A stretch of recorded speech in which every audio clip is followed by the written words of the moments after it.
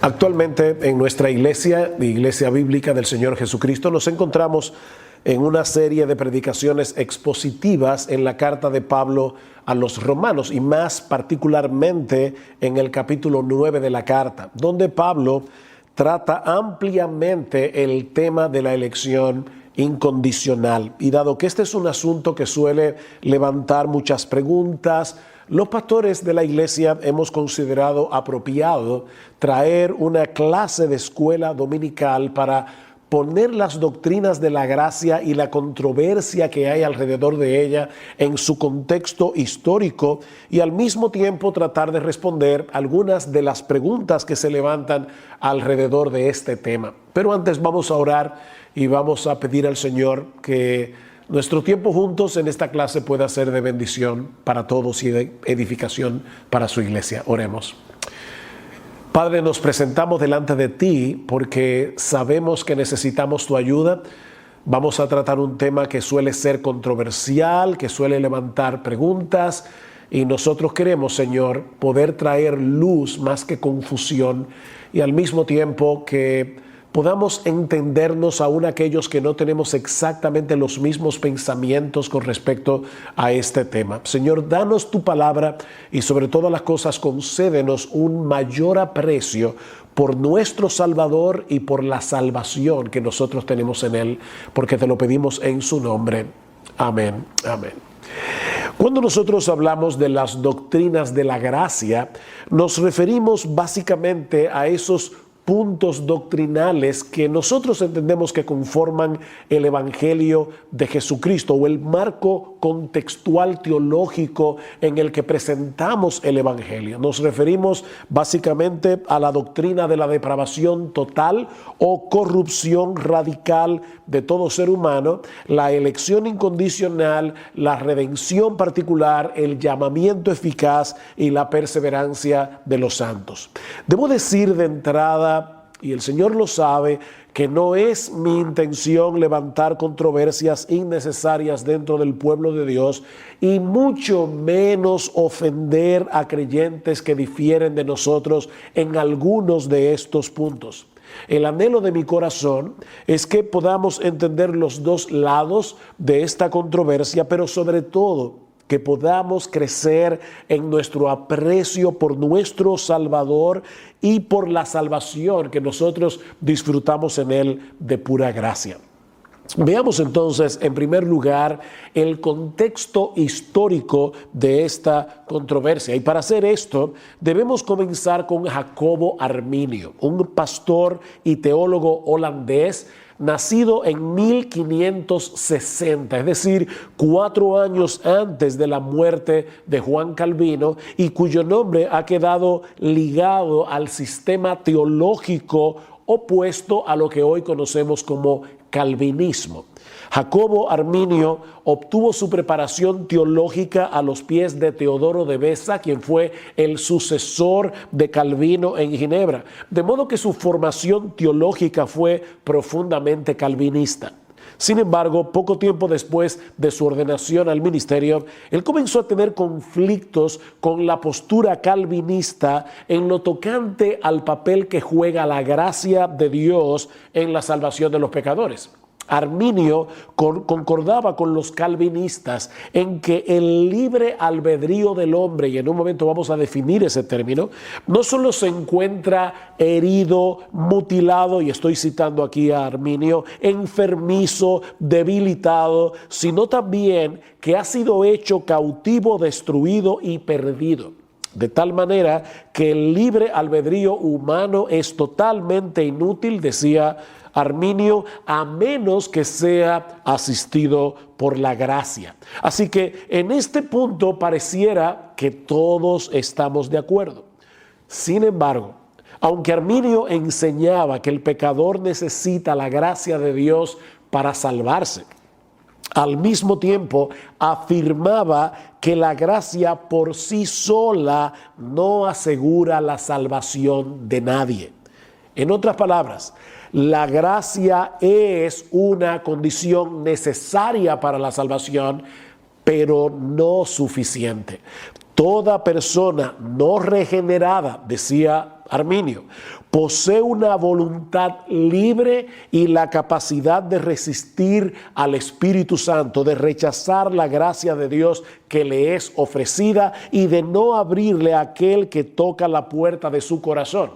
De modo que si el pecador no responde al llamado del Evangelio, la culpa es completamente suya. Y en esa última oración estamos todos de acuerdo. Si el pecador no responde al llamado del Evangelio, la culpa es completamente suya. Pero ¿qué si el pecador acepta el mensaje y viene a Cristo en arrepentimiento y fe? En ese caso, ¿de quién depende la respuesta del pecador a final de cuentas? Y esa parte es importante. A final de cuentas, ¿de quién depende que el pecador diga que sí al Evangelio? Bueno, Arminio responde que la salvación depende enteramente de la decisión humana y no de la soberanía de Dios. Dios nos concede a todos, dice él, suficiente gracia como para que vengamos a Cristo en arrepentimiento y fe. Y los que cooperan con esa gracia, aceptando a Cristo por la fe, son salvos. Y es a esos que Dios elige. Es por gracia, pero la decisión final está en nuestras manos. Ahora, si todos recibimos la misma gracia, ¿por qué tú dijiste que sí y tal vez tu vecino dijo que no?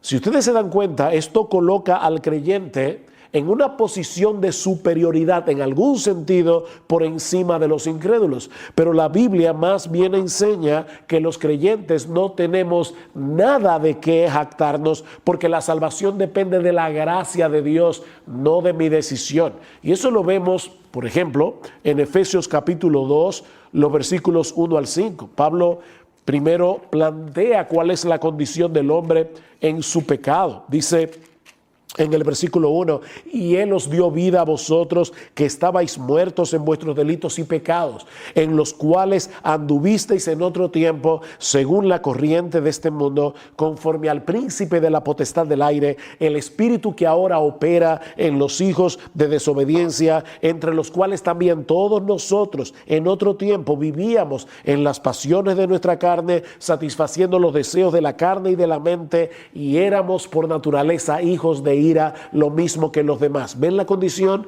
Muertos en sus delitos y pecados. Pero Dios, que es rico en misericordia por causa del gran amor con que nos amó, y Pablo repite, aun cuando estábamos muertos en nuestros delitos, nos dio vida juntamente con Cristo. Y ahora Pablo añade, por gracia habéis sido salvados. O sea, lo que Pablo está diciendo es evidente que fue por gracia porque nosotros estábamos muertos.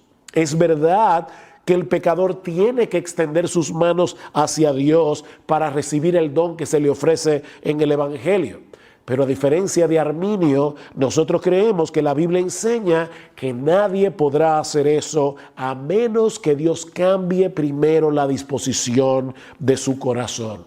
De manera que estas dos posturas teológicas presentan la salvación de los pecadores desde dos perspectivas completamente distintas. Mientras Arminio enseñaba que Dios eligió a todos aquellos que Él sabe de antemano que van a creer en Cristo, nosotros creemos que los elegidos ejercen fe porque fueron predestinados por Dios desde antes de la fundación del mundo por el puro afecto de su voluntad. Luego de la muerte de Arminio, sus seguidores fueron acusados de herejía, por lo que presentaron a los estados de Holanda un memorial de protesta. Esta protesta puede ser resumida en los siguientes puntos. Aquí vienen lo que podríamos llamar los 5 puntos del arminianismo. Aquí está lo que ellos presentaron a los estados holandeses. Primero, Dios elige o reprueba sobre la base de la fe o la incredulidad que Él prevé. O sea, Dios sabe quiénes van a creer y a esos elige. 2, Cristo murió por todos los hombres y por cada hombre, aunque solo los creyentes son salvados. En palabras más sencillas, Cristo murió en la cruz para hacer posible que cualquiera se salve, pero no para asegurar la salvación de nadie. 3. El hombre está tan depravado que la gracia divina es necesaria para la fe o para cualquier otra buena obra. En eso estamos de acuerdo. Pero 4, esta gracia puede ser resistida. Y 5, en lo tocante a si una persona verdaderamente regenerada ciertamente va a perseverar en la fe, ese es un punto que necesita más investigación. Eso es lo que ellos presentaron en aquel momento. Pero más adelante este último artículo fue alterado por los arminianos para enseñar definitivamente que un creyente verdadero, regenerado, puede perder su fe y con ella la salvación. Esta disputa entre calvinistas y arminianos trajo como consecuencia la convocación de un sínodo al que fueron invitados casi todas las iglesias nacionales reformadas y que fue celebrado desde el 13 de noviembre del año 1618 hasta el 9 de mayo del año 1619 en la ciudad de Dordrecht o ciudad de Dort, como se le conoce coloquialmente.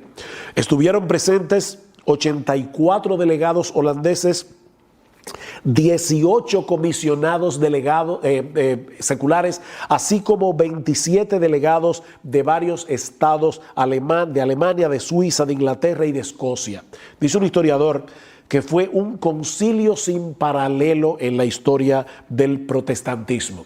Luego de 154 sesiones que se llevaron a cabo en un lapso de 7 meses, los cánones del Sínodo de Dort condenaron la posición arminiana a la vez que presentaron las enseñanzas que han sido conocidas desde entonces como los 5 puntos del calvinismo o doctrinas de la gracia. Así que estos puntos fueron una respuesta a los 5 puntos que fueron presentados previamente por el arminianismo.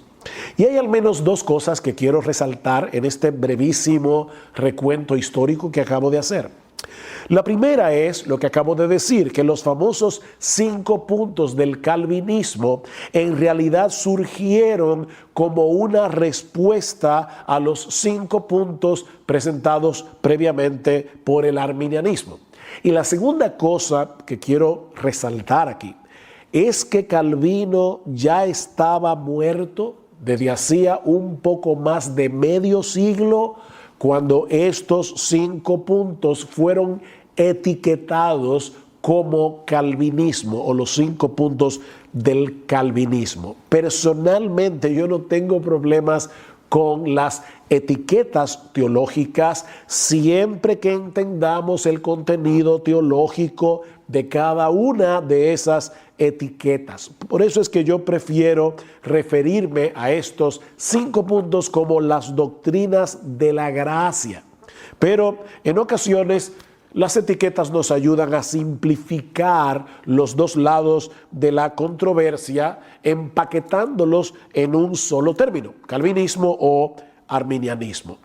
A principios del siglo XX, creo que en 1905, 1906, alguien trató de resumir estas doctrinas del Sínodo de Dort usando el acróstico TULIP, que significa tulipán, por sus siglas en inglés. Total depravación, ahí está la T. Elección incondicional, que en inglés es unconditional election, ahí está la U. Expiación limitada, que en inglés es limited atonement, ahí está la L. Gracia irresistible, en inglés es irresistible grace, ahí está la I. Y perseverancia de los santos. Bueno, la P funciona igual en inglés y en español. Sin embargo, a pesar de la popularidad de este acróstico, lo cierto es que el TULIP puede dar lugar a algunos malos entendidos, como veremos en un momento, añadiendo confusión al prejuicio que ya muchos tienen lamentablemente contra las doctrinas de la gracia. En el tiempo que me resta, yo quisiera corregir algunas nociones relacionadas con las doctrinas de la gracia, recordando lo que decíamos al principio, que esta clase es como un apéndice de nuestras exposiciones en el capítulo 9 de Romanos y en cierta manera en toda la carta a los Romanos, por lo que no podemos dar muchos argumentos bíblicos en cada uno de estos temas. Así que permítanme responder básicamente 4 preguntas. Primera pregunta: ¿posee el hombre libre albedrío? Bueno, depende de lo que queramos decir con esa frase. Si lo que quieres decir es que el hombre tiene la capacidad de escoger lo que quiere, es decir, cada vez que tomamos una decisión lo hacemos conforme a nuestros deseos, la respuesta es que sí, el hombre tiene libre albedrío. Nosotros no somos títeres de fuerzas externas que nos obligan a tomar las decisiones que tomamos y actuar de la manera como actuamos. Tenemos libre albedrío en el sentido de que somos capaces de escoger conforme a nuestros deseos. Y en un momento determinado puede haber deseos en conflictos y vamos a decidir conforme al deseo dominante. Puede ser que yo desee perder unas cuantas libras, pero al mismo tiempo deseo comerme un helado. Si el deseo por comerme el helado es más fuerte que el deseo de perder las libras, ya ustedes saben cuál es la decisión que yo voy a tomar.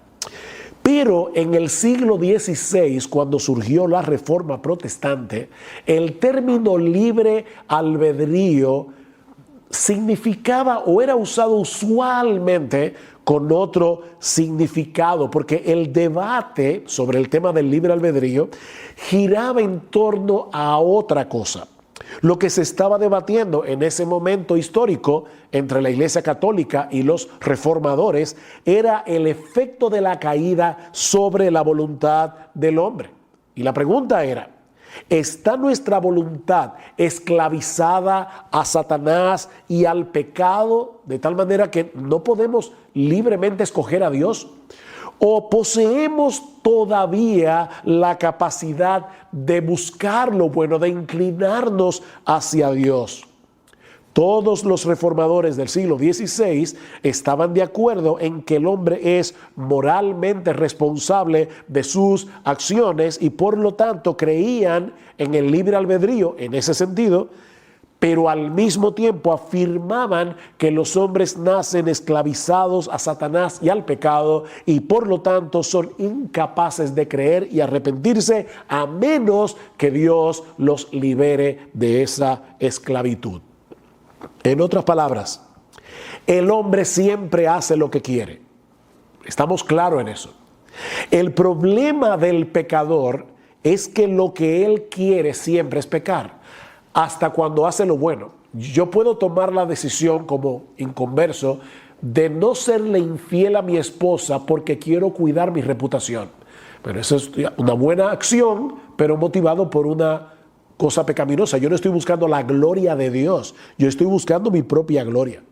Dice en Génesis que toda intención de los pensamientos del corazón del hombre se encamina siempre hacia el mal. Y Pablo dice en Romanos capítulo 8, versículo 7, que los designios de la carne son enemistad contra Dios, porque no se sujetan a la ley de Dios, ni tampoco pueden. ¿Creemos entonces en el libre albedrío? Depende. Si lo que están preguntando es si creemos que el hombre siempre actúa como un agente moral responsable conforme a sus deseos, la respuesta es sí, creemos en el libre albedrío, el hombre escoge lo que quiere. Pero si lo que estás preguntando es si después de la caída el hombre posee la capacidad de inclinar su voluntad hacia Dios y en contra del pecado, entonces la respuesta es no, no creemos que el hombre en su estado caído posee tal capacidad. Cristo dijo en Juan 5:40, ustedes no quieren venir a mí para que tengáis vida. Es a eso que nos referimos cuando hablamos de la depravación total del pecador. Aunque debo decir que este es uno de los puntos en los que el tulip se presta a confusión. Recuerden que no fue sino hasta principios del siglo XX cuando alguien publicó este acróstico en una revista para resumir los cánones del sínodo de Dort, y la T corresponde a total depravación. El problema con esta expresión es el mismo que hemos señalado respecto al libre albedrío, y es que transmite una idea distorsionada de lo que entendemos que la Biblia enseña sobre la condición humana caída. Cuando una persona escucha el día de hoy que el hombre no regenerado está totalmente depravado, naturalmente tiende a pensar que lo que estamos enseñando es que el hombre es incapaz, completamente incapaz, de hacer algo bueno en ningún sentido. Pero mis hermanos, eso no es lo que la Biblia enseña. A pesar de su estado caído, el hombre sigue portando la imagen de Dios, aunque en una forma distorsionada. Por ejemplo, en Génesis capítulo 9, versículo 6, Dios dice: el que derramare sangre de hombre, por el hombre su sangre será derramada, porque a imagen de Dios es hecho el hombre. Y eso se escribió después de la caída. Pablo dice en Romanos 2:14 que los gentiles que no tienen ley, en ocasiones hacen por naturaleza lo que es de la ley. Y el Señor Jesucristo enseñó claramente que incluso los hombres malos son capaces de hacer buenas cosas por sus hijos. Mateo capítulo 7, versículos 9 al 11. Si vosotros, siendo malos, les dais buenas cosas a vuestros hijos, ¿cuánto más vuestro Padre Celestial? Lo que la Biblia enseña con respecto a este tema es que a partir de la caída, todas las facultades del hombre quedaron tan dañadas que no podemos acercarnos a Dios en nuestras propias fuerzas, ni hacer absolutamente nada que sea bueno en un sentido absoluto. ¿Y a qué yo me refiero? Bueno, para que una obra sea realmente buena en un sentido absoluto, debe ser hecha primariamente para la gloria de Dios y en dependencia de Dios, y nadie puede hacer eso en su estado natural no regenerado. Es en ese sentido que Pablo afirma en Romanos capítulo 3 que no hay justo ni aún uno, no hay quien entienda, no hay quien busque a Dios, todos se desviaron, a una se hicieron inútiles, no hay quien haga lo bueno, no hay ni siquiera uno. Pero hay personas inconversas que cumplen sus promesas, que se ocupan de sus hijos, que mantienen sus votos matrimoniales, por lo menos externamente. Ahora, como el hombre incrédulo no hace ninguna de esas cosas para la gloria de Dios y en dependencia del Espíritu Santo, no son buenas obras en un sentido absoluto, pero sí son buenas en un sentido relativo. Porque, mis hermanos, es mejor cumplir las promesas que no hacerlo, es mejor cuidar de los hijos que descuidarlos, es mejor mantener el voto matrimonial. Es por eso que algunos teólogos han tratado de transmitir la enseñanza bíblica con respecto a este punto usando una terminología distinta. Por ejemplo, el teólogo Roger Nicol prefiere el término depravación radical y penetrante, mientras que R.C. Sproul lo resume todo en corrupción radical. La palabra radical viene del latín radix, que significa raíz. Cuando hablamos de una corrupción radical, lo que estamos diciendo es que el pecado ha dañado al hombre en la misma raíz de su personalidad. Segunda pregunta. Si la gracia de Dios es irresistible, ¿podemos decir entonces que somos salvos en contra de nuestra voluntad? Por supuesto que no. Recuerden que el problema del pecador es que él ama su pecado y aborrece a Dios. Pero en vez de arrastrarnos en contra de nuestra voluntad, lo que hace Dios en la regeneración es hacernos libres de la esclavitud del pecado para que podamos libremente responder al llamado del Evangelio. Déjenme ponerlo de esta manera. Y es una ilustración que he usado muchas veces hablando de este tema. Si yo pongo a una paloma y a un buitre a escoger libremente entre un pedazo de carroña y algunas semillas, en alpiste, semillas de girasol, el buitre va a elegir libremente la carroña porque esa es su naturaleza. La paloma libremente va a escoger el alpiste o las semillas de girasol. Si yo quiero que el buitre escoja la semilla de girasol, yo voy a tener que palomizar su naturaleza, voy a tener que cambiar su naturaleza, y eso es lo que Dios hace en la regeneración. Cristo dice, Juan 8, de cierto os digo, que todo aquel que hace pecado, esclavo es del pecado. Así que si el Hijo os libertare, seréis verdaderamente libres.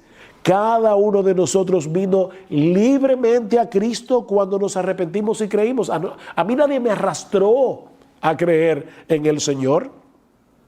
Aunque fuimos llamados a salvación con un llamado irresistible, Dios no tuvo que forzarnos para hacerlo. Simplemente nos proveyó de una nueva naturaleza que libremente deseara inclinarse hacia Él y en contra del pecado. ¿Qué fue lo que Él prometió en el Antiguo Testamento? Escuchen Ezequiel 36, 26 y 27. Os daré corazón nuevo y pondré espíritu nuevo dentro de vosotros y quitaré de vuestra carne el corazón de piedra y os daré un corazón de carne y pondré dentro de vosotros mi espíritu y haré que andéis en mis estatutos y guardéis mis preceptos y lo pongáis por obra. ¿Es esto forzado?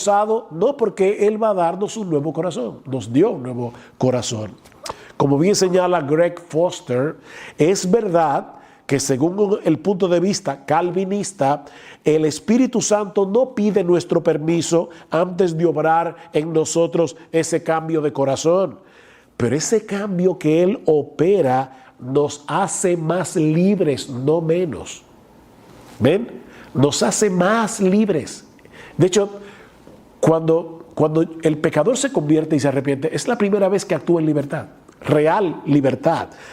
Si el Hijo os libertare, seréis verdaderamente libres.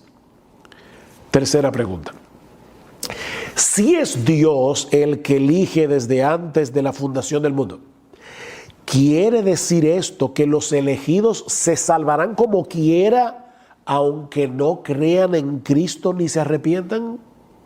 En estos días alguien envió una nota al chat, algo de la iglesia, y decía esto: ustedes dicen que el hombre no necesita creer y arrepentirse. Por supuesto que no estamos diciendo eso. Nadie se salvará a menos que crea y se arrepienta, porque la elección es incondicional, pero no la salvación. Permítame repetir eso otra vez. La elección de Dios es incondicional, pero nuestra salvación es con una condición, es con condición. ¿A qué yo me refiero? Al hablar de una elección incondicional de parte de Dios, estamos diciendo que la razón por la que Dios elige a unos y no a otros no está en nosotros, sino en Dios. No es que nosotros cumplimos con una condición previa y entonces Dios nos elige. No. Pero Dios no es caprichoso cuando elige. Dios elige por una razón, pero esa razón está en Él, no en nosotros. Por eso es que Pablo insiste en Efesios 1, que fuimos elegidos según el puro afecto de su voluntad, puro afecto de su voluntad. Recuerden lo que vimos recientemente cuando estudiamos Romanos capítulo 9, versículo 11, hablando de Jacob y Esaú. Dice: aún los mellizos no habían nacido y no habían hecho nada, ni bueno ni malo, para que el propósito de Dios conforme a su elección permaneciera, no por las obras, sino por el que llama. Se le dijo a Rebeca: el mayor servirá al menor. ¿Ven? La elección de Dios no estaba condicionada a lo que él vio previamente que iba a ser Jacob, como si él fuera mejor que Saúl. No habían nacido, ni habían hecho nada bueno ni malo cuando Dios eligió a Jacob. Así que la elección es incondicional, Pero mis hermanos, hay una condición necesaria para salvarse: creer y arrepentirse. ¿Qué dice el Señor Jesucristo en Lucas capítulo 13, los versículos 1 al 5? 2 veces repite: si no os arrepentís, todos pereceréis igualmente. Señores, ¿qué debo hacer para ser salvo? Cree en el Señor Jesucristo y serás salvo, le dijo Pablo al carcelero de Filipo. Pero el Espíritu tiene que obrar en nosotros para que podamos responder al llamado de Dios. Él nos da una nueva naturaleza en la regeneración para que voluntariamente, libremente, vengamos a Cristo en arrepentimiento y fe. Somos nosotros los que creemos y los que nos arrepentimos. Nadie puede hacer eso por nosotros.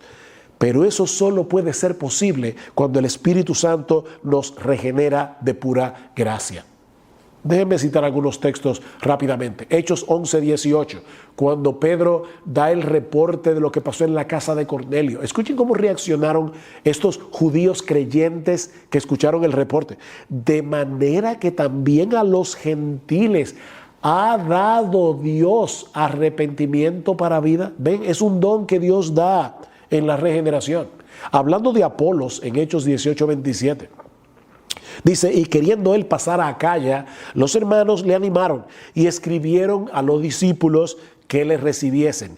Y llegado él allá, fue de gran provecho a los que por la gracia habían creído.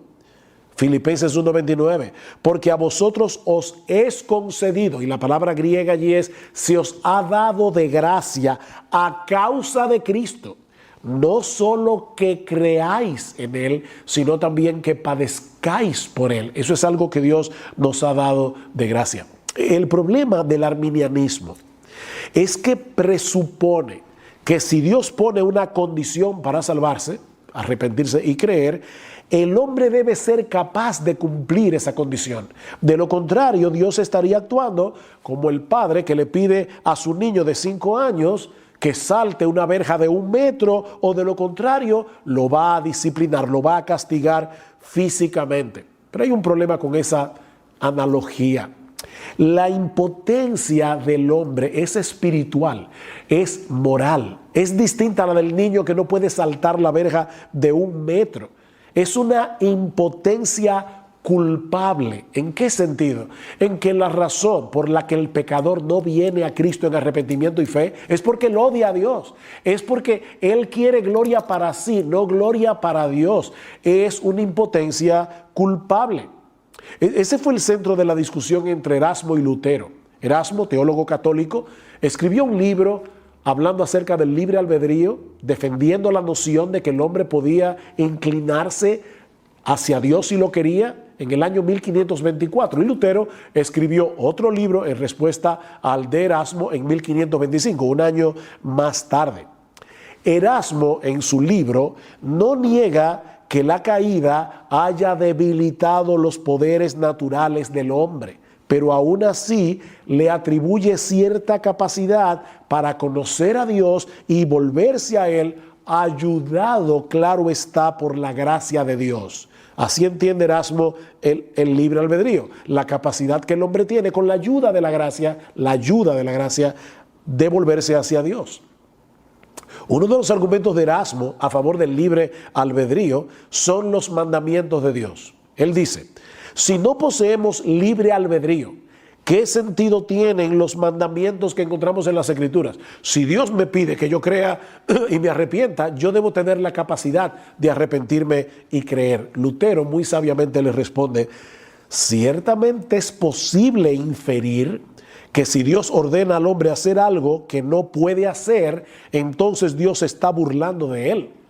Pero esa inferencia no es necesaria. O sea, tú estás infiriendo eso, Erasmo, pero estás llegando a conclusiones equivocadas. Eso es lo que le está diciendo Lutero. Y para probarlo, escuchen lo que sigue diciendo Lutero.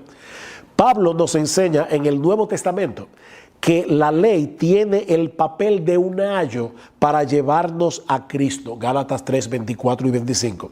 Dios manda al hombre guardar toda la ley perfectamente. ¿No es así? Gálatas capítulo 3, versículo 10. Santiago capítulo 2, versículo 10. Si seguimos la lógica de Erasmo, tendríamos que llegar a la conclusión de que el hombre es capaz de ser perfectamente santo. O sea, si Dios dice en su palabra, guarda toda mi ley, ¿significa eso que yo puedo guardar toda mi ley?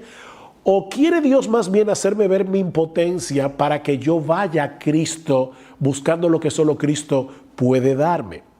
Lo que hace Dios en nosotros es transformar nuestra naturaleza para que podamos responder a su llamado en arrepentimiento y fe. Y el Antiguo Testamento nos provee una muy buena ilustración de cómo Dios opera en nosotros el querer como el hacer por su buena voluntad, como dice Pablo en Filipenses capítulo 2.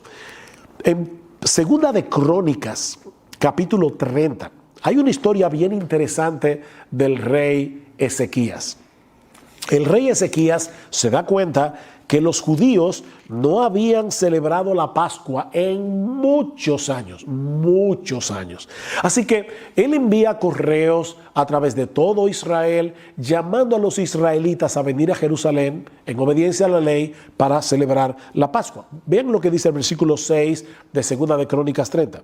Y los mensajeros fueron por todo Israel y Judá con cartas de mano del rey y de sus príncipes, conforme al mandamiento del rey, diciendo: hijos de Israel, volveos al Señor Dios de Abraham, de Isaac y de Israel, para que Él se vuelva a aquellos de vosotros que escapasteis y que habéis quedado de la mano de los reyes de Asiria. Y la carta sigue diciéndole: si ustedes se vuelven, si ustedes obedecen al Señor, el Señor se volverá a vosotros.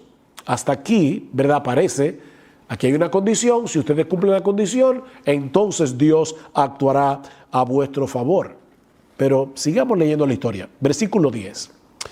Pasaron pues los correos de ciudad en ciudad por la tierra de Efraín y de Manasés y hasta Zabulón, por todo Israel, pero los escarnecían y se burlaban de ellos.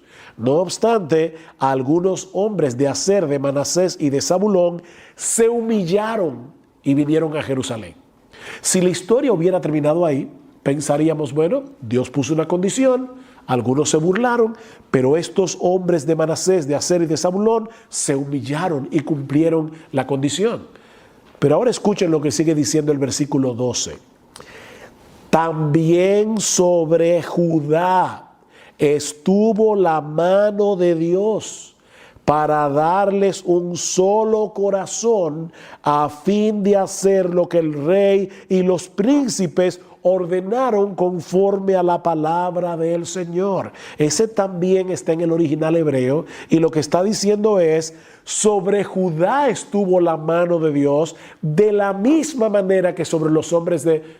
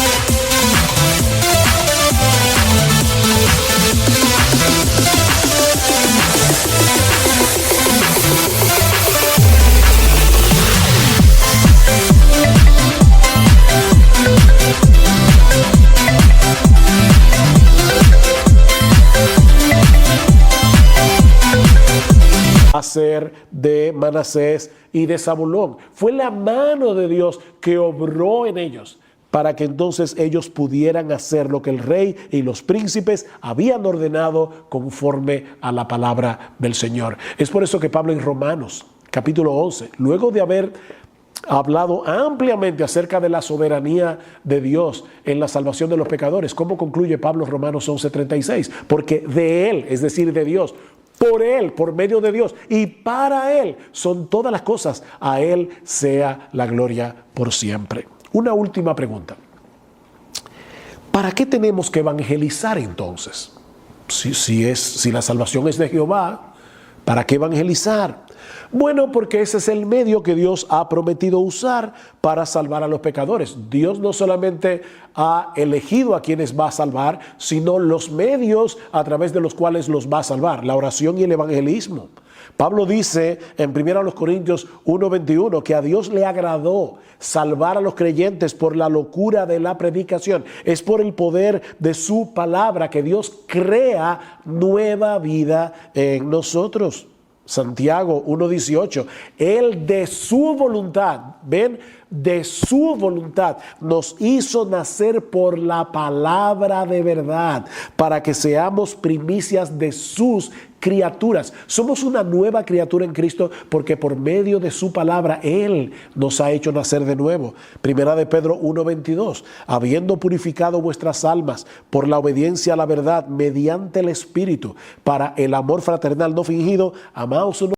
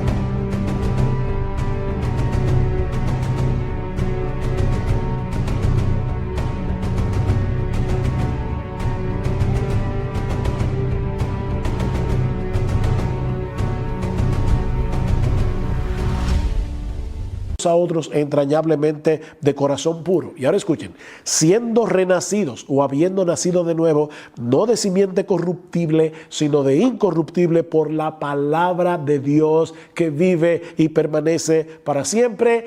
Y esta es la palabra que por el evangelio os ha sido anunciada. Ven, a través de la predicación de la palabra, el Espíritu viene y crea nueva vida en los pecadores que han sido elegidos. De ahí lo que Pablo dice en 2 Timoteo capítulo 2, versículo 10. Por tanto, todo lo soporto por amor a los escogidos, para que ellos también obtengan la salvación que es en Cristo Jesús con gloria eterna. Todo lo soporto. Es como si Pablo estuviera diciendo, tú me estás preguntando que si el evangelismo es necesario, mira mis espaldas, todos los azotes que yo he recibido, todos los problemas que yo he tenido para llevar el evangelio a través del mundo greco-romano. Y la razón por la que yo hago eso es porque nadie se va a salvar sin el evangelio, que es poder de Dios para salvación. Bien, mis hermanos, yo espero que esta clase haya sido de ayuda para entender la naturaleza de esta controversia y aclarar cualquier confusión. Me imagino que tiene que haber otras preguntas, pero en una clase tan breve no se puede responder todo. Pero si algunos de lo que me está escuchando no es creyente, voy a decirte una vez más lo mismo que dije recientemente en uno de mis sermones en Romanos. No te escondas detrás de la doctrina de la elección para justificar tu incredulidad. La razón por la que tú no vienes a Cristo es porque tú no quieres a Cristo. Pero Él es un poderoso Salvador que puede darte perdón y vida eterna si vienes a Él en arrepentimiento y fe. Recuerda que tu impotencia es moral, porque alguien puede decir, pero pastor, usted mismo dijo que yo no puedo. Si tú no puedes porque tú no quieres, pero Él puede obrar en ti el querer como el hacer por su buena voluntad. ¿Recuerdas al paralítico de Betesda si has leído la Biblia? Es un paralítico de nacimiento. Cristo llega y este hombre está allí tirado y Cristo le dice, levántate, toma tu camilla y anda. ¿Podía él obedecer al mandato de Jesús en su propia naturaleza? Por supuesto que no, es un paralítico. Pero si ese hombre tomaba la decisión, como de hecho tomó la decisión, de obedecer el mandato de Jesús, él se iba a levantar e iba a caminar. Y eso fue lo que sucedió. Así que no vienes porque no quieres. El impedimento es tu pecado, no la elección divina. Pero mi amigo, si tú vienes, no serás rechazado. ¿Tú entiendes que eres pecador? ¿Entiendes que algún día te vas a presentar delante del tribunal de Dios y que allí de ninguna manera vas a salir bien parado porque ya todos hemos sido condenados por su ley? ¿Tú entiendes eso? Entonces ven a Cristo y ven ahora, porque las puertas de la salvación siguen abiertas de par en par para todo aquel que cree. Vamos a orar. Padre, te damos muchas gracias por habernos dado de nuevo la oportunidad de presentar esta clase. Queremos rogarte ahora, Señor, que tú uses lo que hemos hablado aquí para aclarar cualquier confusión que tus hijos puedan tener con respecto a estas doctrinas y aún, Señor, usar esto para traer a Cristo a muchos en arrepentimiento y fe, porque te lo pedimos en su nombre y para su gloria. Amén. Amén.